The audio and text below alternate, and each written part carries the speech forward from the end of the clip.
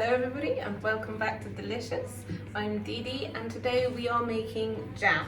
I'm going to show you a very quick recipe to just whip up a single jar. I'm not entirely sure how big this jar is. Full disclosure, I'm 5'6" and this is the size that it is. So I know that's absolutely useless, but I'm going to pretend that that's actually a real help in someone out there will find out. Okay. In telling you how big this jar is. I would say it's a ½ pound. In any case, we are making strawberry jam. Strawberry jam is notoriously difficult to get a set on, you know, like a hard set that you would expect on a jam, because the thing that helps you to get a set is pectin. You can get special jam sugar which has pectin in it, and if it's important to you that you have the absolute perfect precise consistency, you can get that. I prefer to make it the way that my nana showed me how to make it. My nana showed me how to make jam, and she just threw a load of stuff into a bowl, didn't use a thermometer, has a little rule of thumb, and that's how I've always made jam as well. Like I said, this is just a quick recipe for a single jar. Quite a lot of people like to make it in a single jar. If, for instance, the fruit isn't on sale or something like that, and so you've not actually bought a bulk amount, then sometimes a jar is all you want to do. In any case, single jar. We have 200 grams of white sugar. You can use brown, but it will influence the colour of your jam. This will give you a very pink jam, very pink red, delightful looking jam. It will be a little darker if you use a golden caster sugar, for instance. It will not affect the taste. So white sugar, 200 grams, 200 grams of strawberries, roughly cut, the juice of 1 lemon, which is going to help you with the set, and obviously your jar. You will also need, if it's how you want to do it, a thermometer. This has a mark for jam on it. It is at about 220 degrees Fahrenheit. I have never used a jam thermometer, and I don't think I've ever seen anyone in my family use a jam thermometer. So I'm not going to be using it today either. I'm going to show you the rule of thumb that my nan always used, because to me cooking in the kitchen is about being quick, it's about knowing what you're doing, it's about not being precise, because you're cooking at home for yourself, and once you've made this recipe a few times, you'll know when the jam is done just by looking at how it's bubbling, how it's reacting in the pan. So I'm not going to use this. What I am going to use is my nana's little trick, which was you put a tea plate, a small plate, into the fridge and you let that cool whilst you're doing this part. Then when you want to test that the jam is of the correct consistency, you take it out. Consistency. It's a new word. Just go. That's what we're going to go with.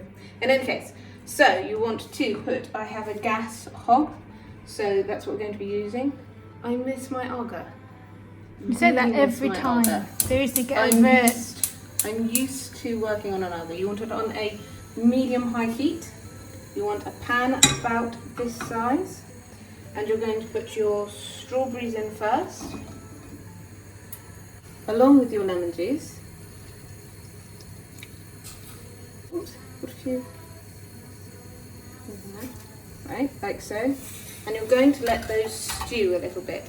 As the strawberries heat up, they're going to release their water content. So you're going to wait for them to do that first. You're going to use a spatula. Well, this is what I use. You can use a wooden spoon, but I always like to use one of these spatulas. I use them for pretty much everything.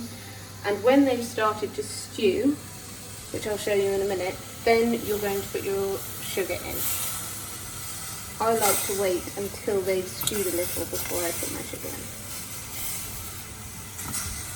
in. Okay, so as you can see, they've stewed beautifully, and you've got this beautiful strawberry liquid coming out. So now is the time to put your sugar in. This is 200 grams.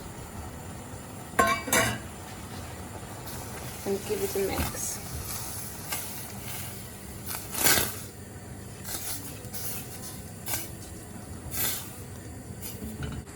Okay, so at this stage, with this very fast, and you have this layer of very Foamy. dense, foamy liquid on top, you've got to wait for this to calm down before this is anywhere near being ready, to try. So this is going to settle down nicely, and when that happens, you can start to decide whether or not you want to try the...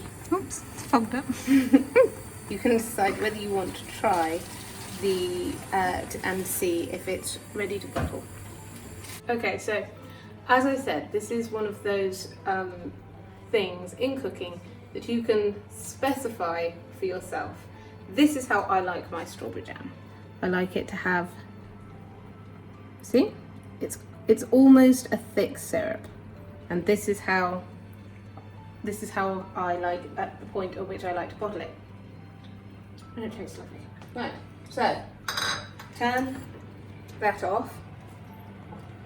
You're going to want to heat your jar before you put your jam into it. Otherwise, again, you're going to smash it. Shattersville.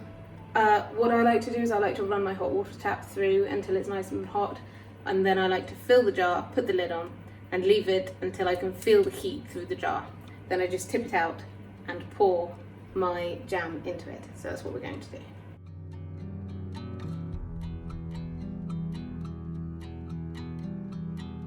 The rain is falling slowly, it sounds so very lonely. Ideas for a past, one that just didn't last. Seems so out of time, with no reason or rhyme, completely out of tune. And here it is, the finished article, 1 jar of jam. This is a very quick and easy recipe. It took me 10 to 15 minutes from start to finish. There's very little prep time. So I hope that you enjoyed the video, and I hope that you try the video out. Please, if you do try it out, say so in the comments. I'd love to hear how it went. I hope you also like and subscribe. Thank you very much. The rain slips down the glass, now slow and now it's fast, falling from the skies like teardrops from your